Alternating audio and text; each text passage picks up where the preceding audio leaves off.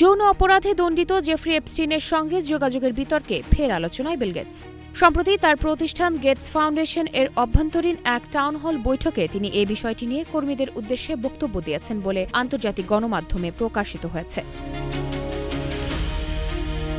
বার্তা সংস্থা রয়টার্সকে ফাউন্ডেশনের এক মুখপাত্র জানিয়েছেন, বৈঠকে বিল গেটস স্বীকার করেছেন যে যা ঘটেছে তার দায় তিনি নিজেই নিচ্ছেন। তবে কর্মীদের কাছে সরাসরি ক্ষমা চাওয়া হয়েছে কিনা সে বিষয়ে মুখপাত্র নির্দিষ্ট কোনো মন্তব্য করেননি।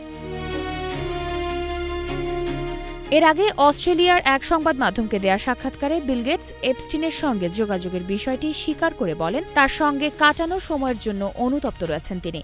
তবে কোনো ধরনের ব্যক্তিগত বা অর্থনৈতিক সম্পর্কে জড়িত থাকার অভিযোগ অস্বীকার করেছেন বিল গেটস।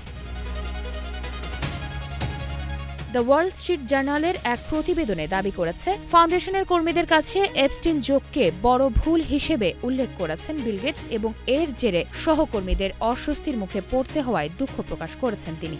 একই সঙ্গে স্পষ্ট করা হয়েছে যে কোনো অপরাধ কর্মকাণ্ডে জড়িত থাকার অভিযোগও সঠিক নয়।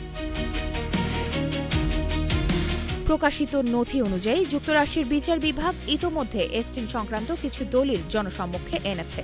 সেখানে থেকে জানা যায়, এপস্টিন দণ্ডিত হওয়ার পরও তার সঙ্গে একাধিকবার সাক্ষাৎ হয়েছিল। আলোচনার বিষয় ছিল মূলত দাতব্য কার্যক্রম ও ফাউন্ডেশনের সম্ভাব্য সম্প্রসারণ। মাইশা মাহমুদ, নাগরিক প্রতিদিন।